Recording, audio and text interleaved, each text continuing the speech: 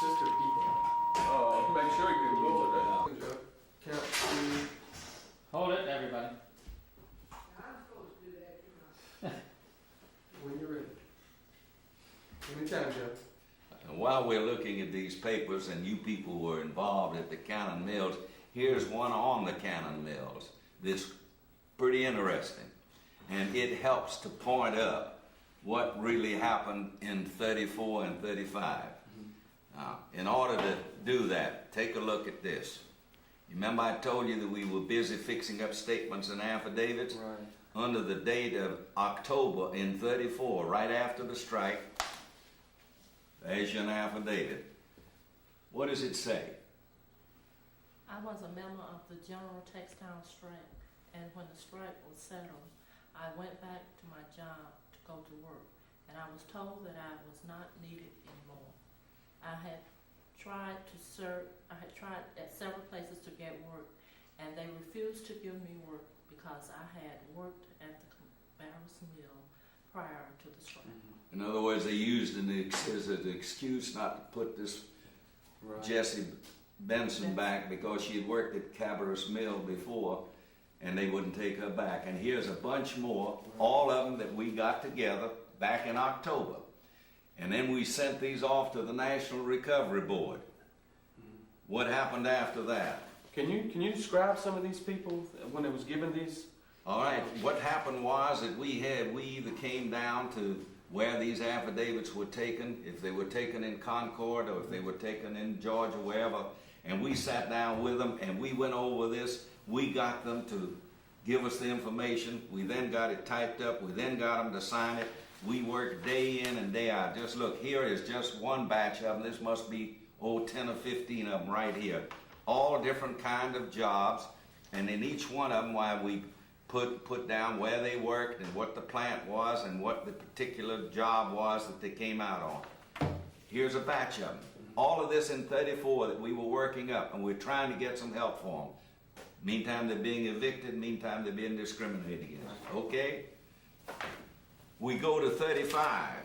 Here's 35. Here's, with respect again to Cannon, what's the date on that? July 16th, 1935. All right. How about you reading this letter that was sent? Mr. Samuel R. McClure, dear sir, we have waited and waited for the board to do something for us, and they have not done anything as yet. The Cannon Mill Company, plant number 6, have just about laid off all of our union members and taken on farmers. The farmers work in the mills and work a crop on the farm. They have laid off people in company-owned houses and let them take our jobs. The people ask their bosses what they are laid off for, and they say that they don't have anything for us to do. But they don't fail to take on the farmers. If there is anything you can do, you had better do it at once. If you don't, the people are going to take the matter into their own hands. They are talking a strike Saturday, July 21st at 10 o'clock. And this is July of a year later, and the people are still militant and going to talk about a strike. Is the union still around? Of course it is, because who signed that? This is signed by L.A. Cook, the secretary of Local 1902. Right. Read some more of that. Whenever they lay any of us off, we have to take a job on the relief at 20 cents per hour. If we have a family of 8 or 10 or even 12, they won't let but one in the family work on relief. We can't get anything but just what we work for. The people are getting tired of being done this way. I want to know if the Wagner labor bill covers this discrimination. If so, just let us know. All people in this plant are being laid off who struck last fall in the general strike. And that's signed by? By L.A. Cook, Secretary of Local 1902. And this is almost a year later. Right. Now what happened at Cannon after that? Here's a report that was sent from a man named Williams, who was staying at the Ansley Hotel, and he sends this also to Mr. McClure, who is the executive assistant of the Textile Labor Relations Board. That's who that letter was written to that you just read. And in this, why he talks about a conversation that he had on July 17th. That letter is July 16th. They Right. got the letter, and this is a conversation on the 17th. And he says that you instructed your representative, that's of the Textile Labor Board, to proceed to Kannapolis on the above assignment. And your representative got there on the 19th in company with H.D. Lisk, UTWA organizer. Right. We used to call him Red Lisk. At that time, he was red-headed and wasn't bald-headed. But since then, he's got bald-headed and he ain't red-headed. And I think he's gone by now. Anyway, this letter tells about a meeting that they had with Mr. C.A. Cannon Right. of Cannon Cannon Mills. Mills. They had a meeting in his office. They discussed things in detail. And then it keeps on telling about Cannon's letter where he said there was considerable curtailment of workers, and if only out of 39 out of 702 employees laid off to claim discrimination, he says that's a proof that they didn't discriminate against them. Right. Let's go further. Around that same time, and this is all, if you notice, July 35. 35. And this is McClure dealing with the Secretary L.A. Cook in a letter of 1902. Here's a letter to Mrs. Perkins that Cook wrote in July. Cook is the officer of the local union. The union's still around. Here's a letter that Mr. Tolliver wrote in July just prior to that saying early last week, H.D. Lisk, that's Red Lisk again, discussed this case with me and is getting up full information so we can interview Mr. Cannon. Here's Mr. Tolliver in August the 30th. Since my letter of August 27th, he said he'd gotten another letter from Cannon. I discussed the case, see it here, with Mr. H.D. Lisk, organizer, and also with the local union officials in Concord. Right. Must be still alive. This is in, again, August the 30th, 1935. I can see why the people got the idea that the union might have left them, because it was taking so long to get, I mean, the union's writing letters on behalf of the workers, pleading with the Textile Labor Relations Board to do something, and they was doing nothing. Right. Not only that, but listen to this, now you see it, now you don't business. Here's the last paragraph of Tolliver's letter. He's a mediator on the Textile Labor Board staff. In my opinion, no discrimination has been made to the knowledge of Mr. C.A. Cannon. Right. However, there is strong probability that some of the complainants may have been laid off by superintendent or overseers because of their union activities. That means that he smells a rat. Right. So they asked Charlie Cannon, and he didn't know nothing about it. Instead Don't of know asking nothing. the people that actually laid the people off. Don't know nothing is right. Let's go further. We are hitting 27. Here he says that they're again dealing with Cannon Mill up in Concord, and he talks about complainants, and they have the names of 7 who weren't working in the plant when they presented it. And Cannon said he wasn't familiar. He promised to investigate. In the meantime, the workers and Mr. Lisk have again complained to me that Mr. Cannon has had ample time to give me this information. They're becoming very restless. I called Mr. Cannon on the phone yesterday. He said he'd been delayed in getting up the information, but would let me have it promptly. I'm in constant touch with Mr. Lisk here. That's the union organizer. He's cooperating with me in every way to try to get some adjustment. As soon as I hear from Cannon, I will let you know. What the companies were doing, they were stalling. They were starving the people. Throwing people out of their homes all the time. And these go into September, and it still wasn't settled. Here's September 21st. Here's McClure again writing to Mr. Lisk, who was pursuing the thing.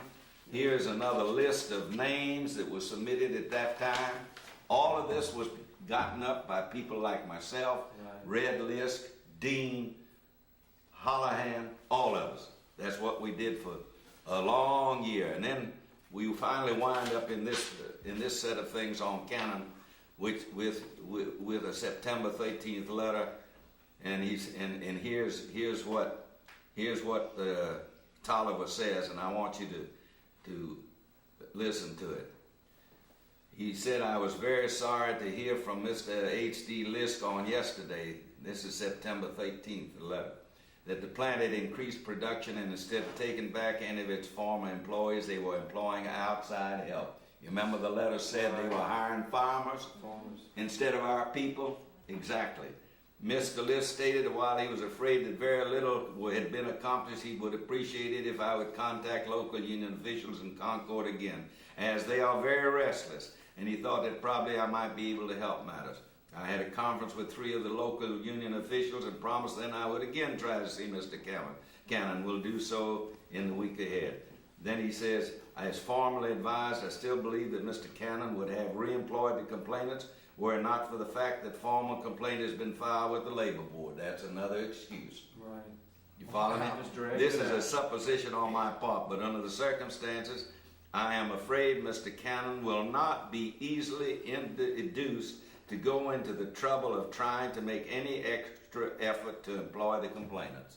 In other words, you filed a complaint, we ain't gonna do nothing for you, period. That's part of the story of Cannon. And just to wind it up in a fashion so that's close to us right here, right up the road, LaGrange, I think that's 27 miles from here, just about that same time of the year, and I have it in my day book that I brought down with me and I could get the exact date. But about that time of the year, it was either in September or October of 1935, over a year later, the secretary-treasurer of the local union, some people came to his house, knocked on the door. When he went to the door, they grabbed hold of him. They threw him in a car. They took him down a dirt road. They beat the hell out of him. They told him that that was part of what he got for still messing around with the union, and that if he knew what was good for him, that he'd leave LaGrange. And they left him on the road. He finally got back. He went to a farmhouse and knocked on the door and finally got them to ride him back to his home. When he got to his home, he called his father-in-law, a man named Estes, who was the president of the union, but not very active. The real active one was George Henry. I always mix his name up because they're 2 first names. Right. I told him he had them to mix me up. He said, when he got in touch with us the next day, when I say us, he got in touch with me, George Googe, and Holohan. We were still around, still trying to help.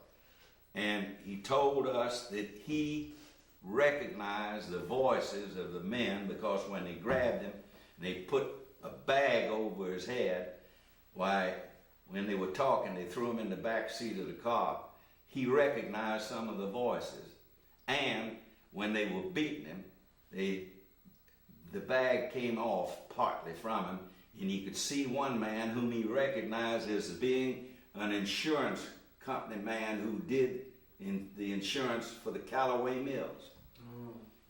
When he told us about it, I said, well, what we got to do is see if we can't get him indicted before the grand jury. We knew they wouldn't take a warrant out against him.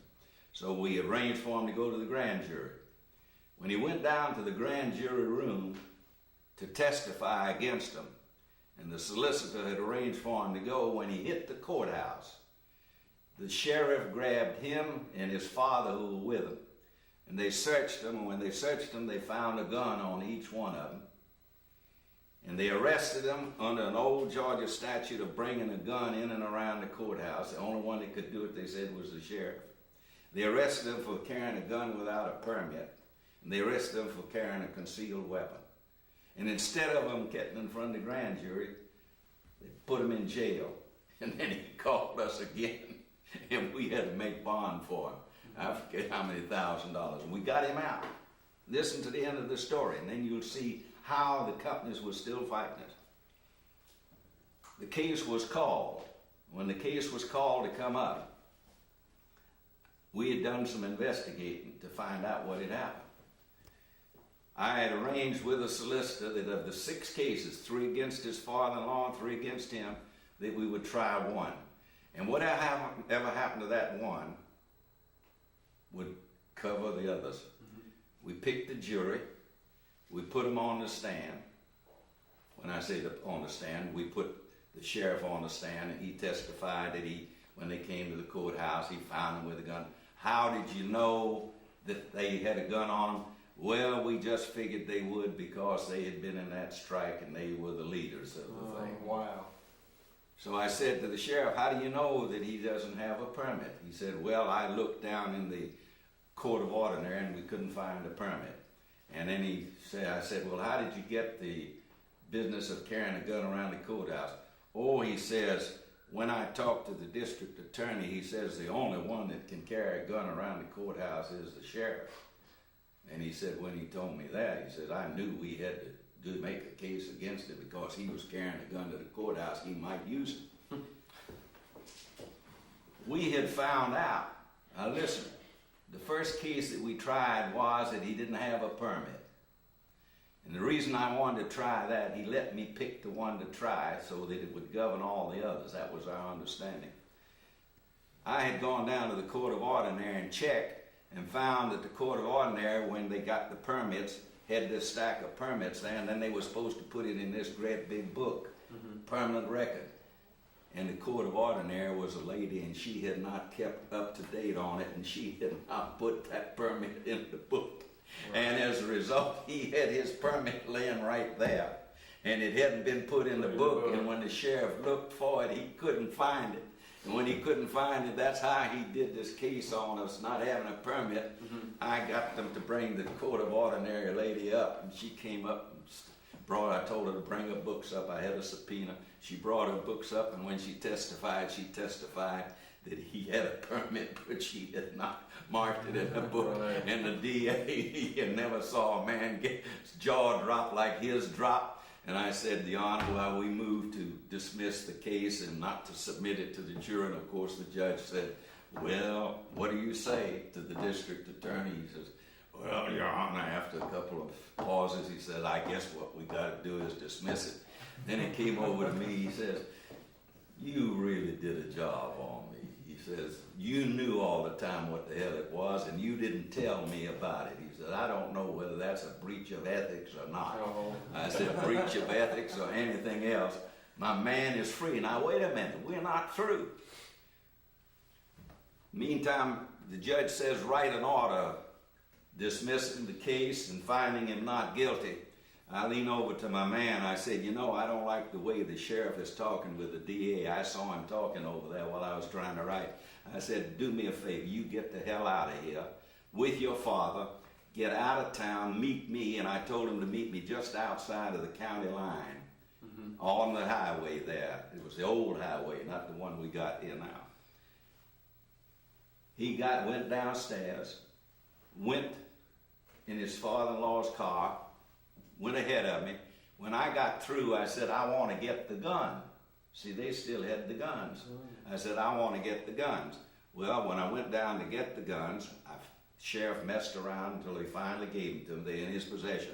I went outside. When I went outside where my car was, and it had the license, you know, from my county, there were two deputy sheriffs standing by. I got in my car. They had a patrol car right behind. They followed me. They looked all over to see where Henry's car was and Estes were. They weren't there. They followed me to the county line. And just like I thought, they were going to arrest him again on some other trumped-up charge. Trumped-up charge, that's right. Finish the story. Now, this was over a year later. He stayed in Atlanta with some other kinfolks, and we got him a job with the Georgia Power Company at that time through the union up there, through the IBEW union. And he worked there until he finally retired from that plant. The Estes family had all kinds of problems. But the reason that I tell you that story, this is over a year later. And if the union's gone and they done broke the union and we walked out and everything else, why would they have done that to this man? That's right. They did it because there was still a union there. And that's part of the story. And that's why when people say that we walked off and left them, I get so darn mad. Because it was years and years and years later. And by the way, the last word on it is, the National Labor Relations Act was passed by Roosevelt because these textile owners didn't keep their promise, just like they're not keeping them now. And like they're trying to keep people out of the union now. That's right. So when they tell you, we walked off, what you gonna tell them now? I know better. I've seen proof of it. Yeah, we have We tell them, evidence. you tell them where to go to find the proof themselves, too. You think that you gonna believe your eyes rather than what you hear? Definitely. I Good. have proof. Okay, great. Okay, And roll up to just the do gate. a When I roll up, have sandbags. little further back. And so a we half can see circle. already. I'll tell you what I'm Sit gonna right on top of it. I may have to interrupt you, Joe. Okay, let's try it, Joe. We're rolling. All Okay. right. Based on all these papers and what I've shown you, if anybody says now that the union walked away after the strike, I think you can tell them, or can you tell them, that you saw not only the story of it, but you saw the documents, you saw the papers that were involved in the days and months and the year or more after the strike and the union was still here. Is that right? We certainly Yeah. can. Show us the document. And here they are. And anybody who really wants to know the truth, all they got to do is go to the same place that we went, and there it is, National Archives, and here's this material, and here's the one that was about the hearing of that exposition cotton mill that I told you about, Charlie Bergman, and here are the papers about the cannon mill. Yes. That ought to have a familiar ring to you. Definitely. And this shows you what Cannon was doing then and how he was delaying and putting off and didn't know anything. You know, it's a funny thing that the big man in the company doesn't know what's happening in the company when he don't want to know. That's right. But when he does, he knows. And everybody else knows that he does. And there it is, and that's the proof of it. And if anybody says that, Okay, let's go back to the first, just as though you are telling this whole story over again. Start from the beginning documents. Yeah, these were the first ones that you showed. we've been told that right That's after the it, strike. that's it. Now, Uh, let's start right now. Who wants to pick that up? Yeah, go ahead. I'll take that. We heard in the last campaign when we was trying to help the workers organize a union how they all believed the union up and left during the uprising of 1934, the original union drive. How the union just up and left them after it was all over. And wasn't that part of the propaganda that the company tried to use against the union when you were carrying on that campaign? Yes. It sure was. Well, the proof of it is something else. And I brought some of these documents here so that you could see, because if we tell you that the union stayed and that the union didn't walk off, well, people say, oh, they just talking. But if you see these, then you can say, well, I saw it with my own eyes. Let's take a look. Here are some of the materials that we got from the National Archives. And the National Archives is a place where the United States government puts the records of their different departments. It doesn't make any difference what the department is. They put these records away so down the line, if somebody wants to know what happened, they can tell. Take a look. Here it shows National Labor Relations Board, the Atlanta Regional Labor Board office. The date is October 17th, 1934, right after the strike. What happened? They had a regional director in Atlanta for the National Labor Board by the name of Frank Coffey. He's writing a letter to Paul Herzog, the Assistant Executive Secretary of this same board in Washington, and said that when he was in Birmingham a day or two ago, he talked to Messrs. Bibb, Gilliam, Brown, Porter, and Murphy, and Gilliam explained to him that he had been appointed as an examiner and asked that the others who he was just wrote about be appointed as examiners.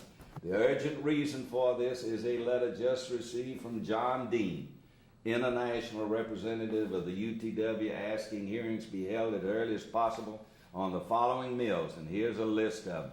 In Alabama City, Gadsden, Anniston, Florence, Haleyville, and on. These examiners could clear up these mills quickly. All of them attended the hearing I held in Birmingham on the Saratoga Victory Mills of Albertville and Gunnersville.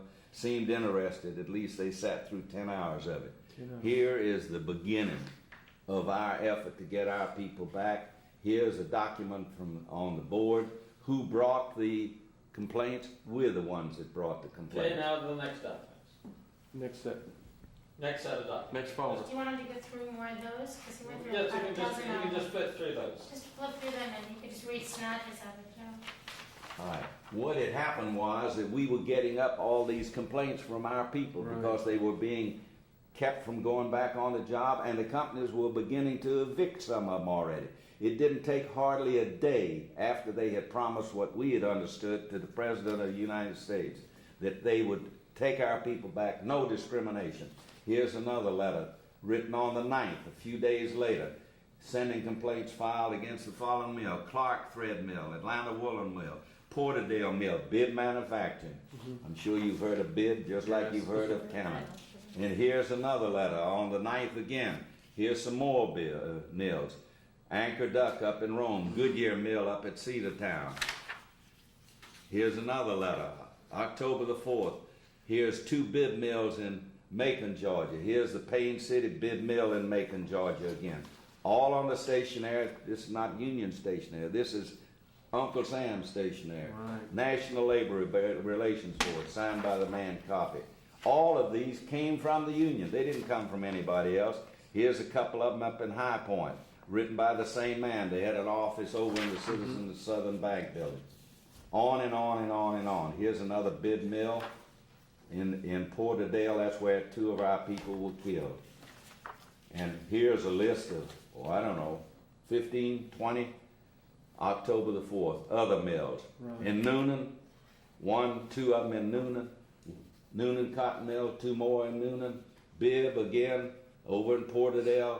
Fulton Bag in Atlanta. Atco, any number of them. And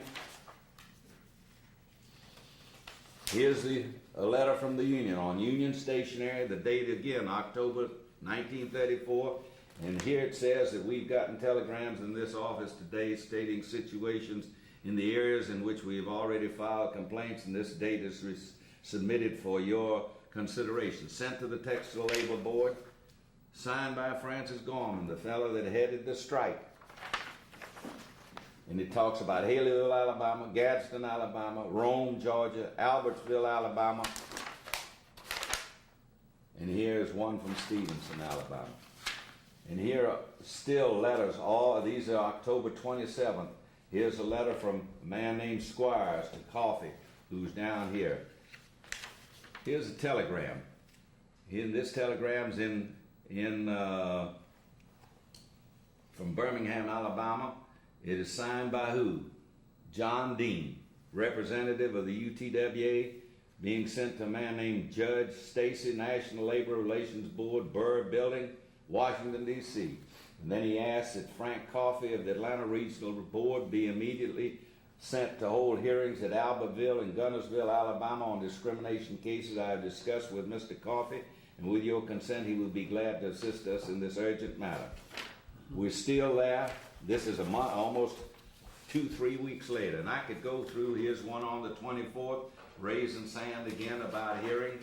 Here's another list on the board stationery.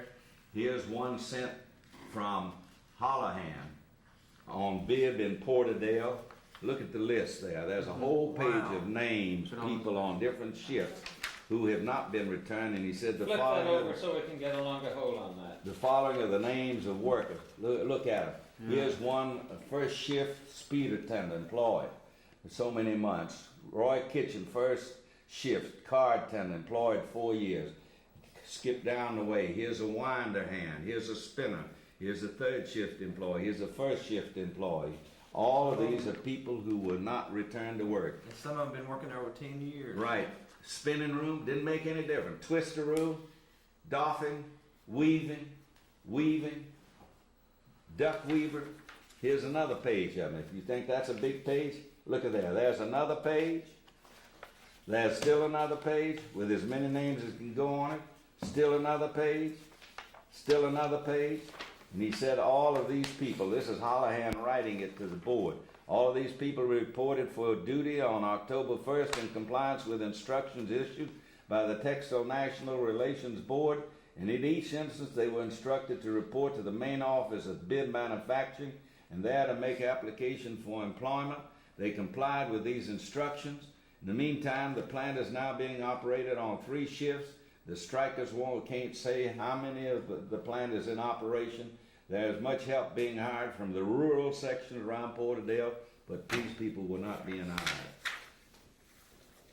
The companies weren't honoring their commitment to put these That's people back to right. work. And if you think that was the only one, here's one addressed to Buy Hollahan, 2 Coffee. This is a Goodyear Tire Rubber Company at the Atco plant, and here's the list.